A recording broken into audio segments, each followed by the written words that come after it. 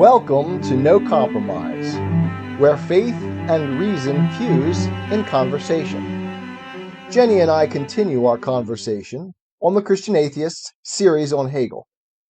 Okay, so all this points to is that Hegel's spirit has taken over the Western world. Yes. So you've shown that.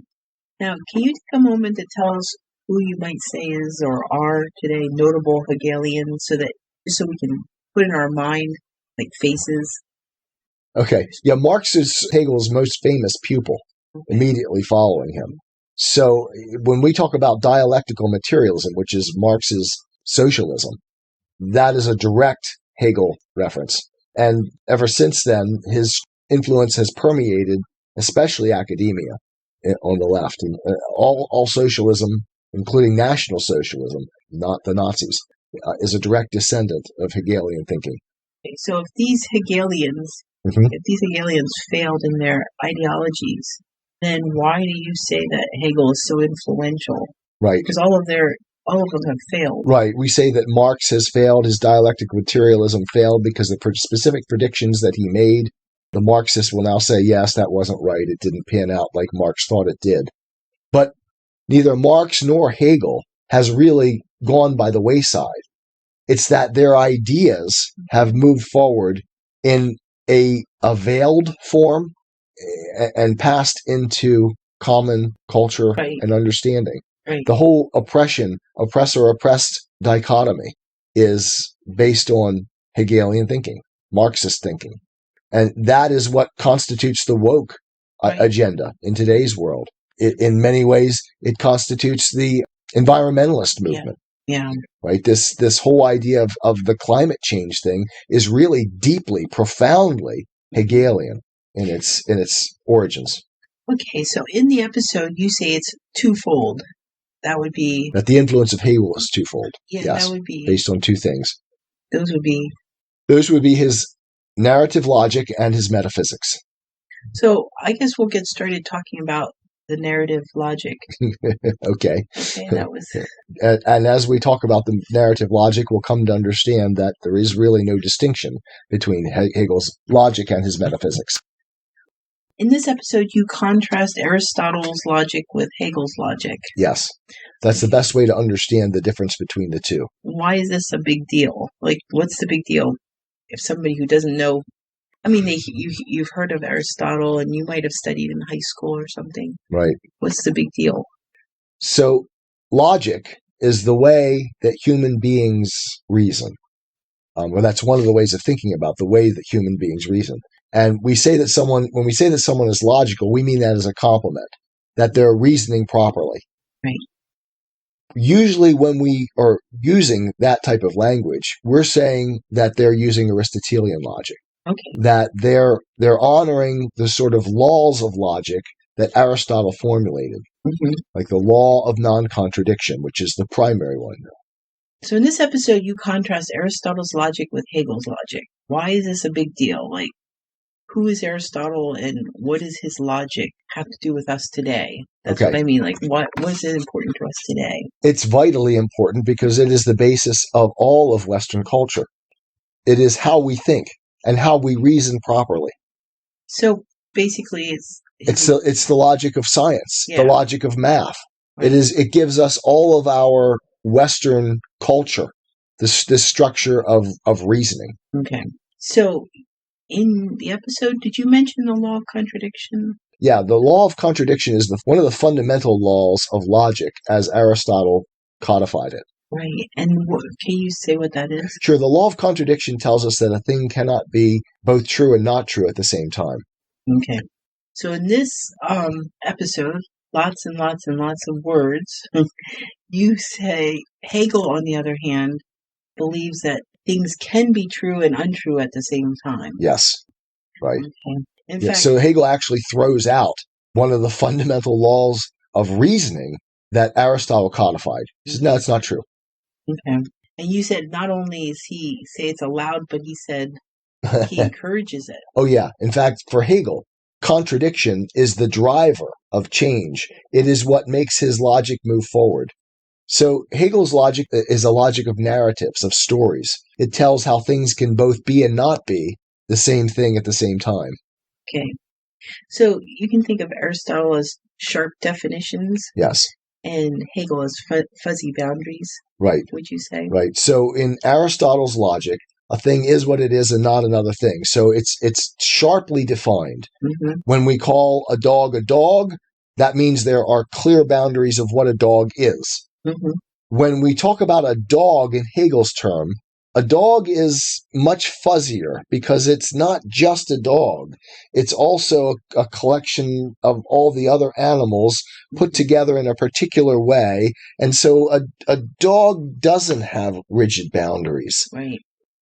So how about a different example comparing Aristotle and Hegel? Okay. So if we are to say something like, it is raining right now, that is either true or false in Aristotelian logic. It cannot be both at the same time. Now, what we mean is that in a particular context, like if I walk outside right now, it is either true or not true that it's raining. There's either stuff coming down from the sky or not. And there's no in between. That's called the law of excluded middle. It's not something, there's no bridging the gap. It's true or not true. It's a binary. For Hegel, there is no such thing as a binary or a contradiction. It can be both raining and not raining at the same time. And we can understand this because here in this world that we live in, we can think of a kind of mist thing that's not rain, but is rain. And so it's both things at the same time. And so we tell a story of how it goes from not raining to raining. And the whole story is what rain really means. So there's no sharp definition between the two. So it's both true and not true at the same time. So at this point in the episode, you had a big reveal. Do you want to read it? To state the contrast in a word, Aristotle is the logician of being, while Hegel is the logician of becoming. Aristotle's logic is transcendent. Hegel's logic reigns in shadowland, in immanence, in the world we live in, right? This common world. Aristotle's logic is a tool in application to a content, to being. Hegel's logic is not a tool, at least not for Hegel. It is not applied to something other, but is the rational process itself. It is self-acting, autogenerative, completely self-referential, and, herein lies the rub, Hegel's logic is his metaphysics. Dun, dun, dun! And at this part, we come to the central part of the whole episode. Right. But it's also the part where you are so excited that you probably lost about 99% of your listenership. And it's like, this is the point. It's like, this is so exciting for me. Don't you understand? You can't collapse metaphysics into epistemology. And all you get is the chirps. And nobody is joining me in the excitement. So go ahead. So what you should do here now is summarize your big reveal. Right. So let's understand better what we mean by this. And use candy, cupcakes, and unicorn terms. Okay. So this law of excluded middle that Aristotle talks about, this law of non-contradiction, means that we have sharp boundaries and that things are what they are, period. Right. That's not so for Hegel. Right. For Hegel, everything is process. Everything is logic. And here's what I mean by that. Hegel takes up the view of an ancient Greek philosopher by the name of Heraclitus. And Heraclitus explained this concept by the notion of stepping into a river. Because a river is never the same thing at any time. The river is the flow. And that's all the river is. And that, for Hegel and for Heraclitus, is what reality is. There's nothing substantive. Everything is a process. Everything is the process and the arresting of the process, like something turning into ice and then turning back into water. So you can have lasting portions of it, that come and go, but it's all process. Right. Everything is process. And therefore, for Hegel, logic, reason, is the underlying structure of everything. This is hard for most people to grasp because it turns all the solid world around us into flow, Right. into dynamism, into process. If you think scientifically, this is also something we're somewhat familiar with if you have a scientific brain and you've studied Einstein. Einstein says E equals mc squared. Energy equals mass times the speed of light squared. That all matter, all of the solid things we see around us, are convertible to energy. Energy is like the flow of Heraclitus' river. And all matter is structured from that flow. That is what Hegel's position is. Okay. Except that the flow for Hegel is rationality itself. Okay. So if we look at the flow as rationality, then for Hegel, there's no distinction between logic and reality? That's right. Logic and metaphysics. That's exactly right. Okay. All right. So in the episode, you start at this point to discuss that there's great value in the various incarnations of Hegel's logic. Right. One of which we just looked at. Einstein's theory. Of relativity. Chaos. Chaos science. Yeah. Quantum mechanics. Yep. So, but what needs to happen and even evolutionary biology. But what needs to happen is Hegel's logic must be limited by being itself. Okay, so my claim Yeah. is that Hegel's logic is brilliant. That the logic of flow, the logic of change, makes a lot of sense and is useful as a concept. In fact, Aristotle himself was aware of it. Plato used it. But it was subjected to the higher level logic of Aristotelian logic. Right.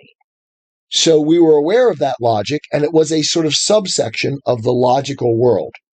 But Hegel takes the part and makes it into the whole Right. of logic. Right. So this takes us to the part versus whole that we talked about in the last two versions Right. of No Compromise. Yeah. In 19 and 20, we discussed taking the part for the whole. Correct. And so we see another version of that. Hegel does it right here. Okay, so Hegel's logic should be more of a tool. I think it's useful if we can apply it to being. But that means that there are real boundaries, Yeah. which Hegel denies. No. So it's sort of like a tool to seek the truth. Right. So long as we remember what Acts 17:28 was it 17? Yeah, the God in whom we live, move, and have our being. Yes. As long as we remember that. The great I am. God is being. He is the one who creates the structure. And even if you're an atheist, like we talked about the shared vision of atheists with the Western tradition and Western theism, the modern atheists would all tell you there is a reality out there. They don't want to call it God. We call it God. But that reality must structure our thinking about it, which is exactly analogous to theism. Okay, so you go on to the second point, which is the biggest danger of Hegel, which is elevating Hegel's logic to metaphysics. Yes, elevating the logic to a metaphysics. So what I resist in Hegel. Well, before you explain anything else, can you explain what metaphysics is? Metaphysics is the study of reality, and therefore there are various ways of explaining the nature of reality. One of which would be Hegel's, right, to make it all into process. But metaphysics also, another way of looking at metaphysics, is to say that reality is something that is out there, and that reality is something that we must conform ourselves to. And that's kind of the Platonic Aristotelian tradition, right? Follows that tradition. And it's certainly the tradition of Western theism and science. Okay, so let's finish off now with how you finished off the episode on the danger of Hegelian logic being elevated to a metaphysics. Can you give us examples of this in our world today? The danger of raising logic to the metaphysics is the idea that we can create our own reality. A great example of this is our current fascination with being able to choose which gender we want, instead of being restrained by reality. Right. And this is the notion that also Marx was dealing with when he thought we could create our own rules of economics and become the center of our own world as God, dictate to the world what reality should be. So, And that's the result, a direct result of Hegelian logic becoming his metaphysics. yeah. It's what Kant would have referred to as empirical idealism.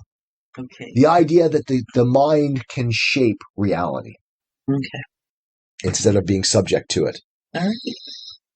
Okay, so this has been the Cliff Note discussion of the first episode in your 8-part series on Hegel. I think you did a really good job. I'm glad the batteries aren't working in the shock collar. I could have buzzed you at a couple spots. A couple times you went a little bit too high, but I think you did very well. Look forward to going through the next 7.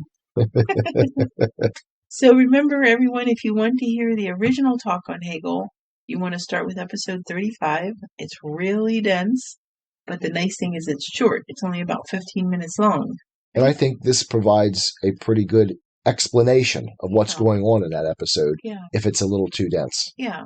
So feel free to drop any questions or comments, and be sure to like and, most importantly, subscribe. And we appreciate you taking time to spend with us, and hope you all have a great week. See you next week. I am a Christian with the searching and skeptical mind of an atheist. I don't want to believe anything that isn't true. I know both sides of the looking glass, and I know them with open eyes. I choose Christ's side. I invite you to join me from wherever you stand before the looking glass. That's this week's episode. Thanks for listening, and remember, you can have your religious cake and eat it too. You can have reason, respect for science, a 21st century worldview, and be a Christian.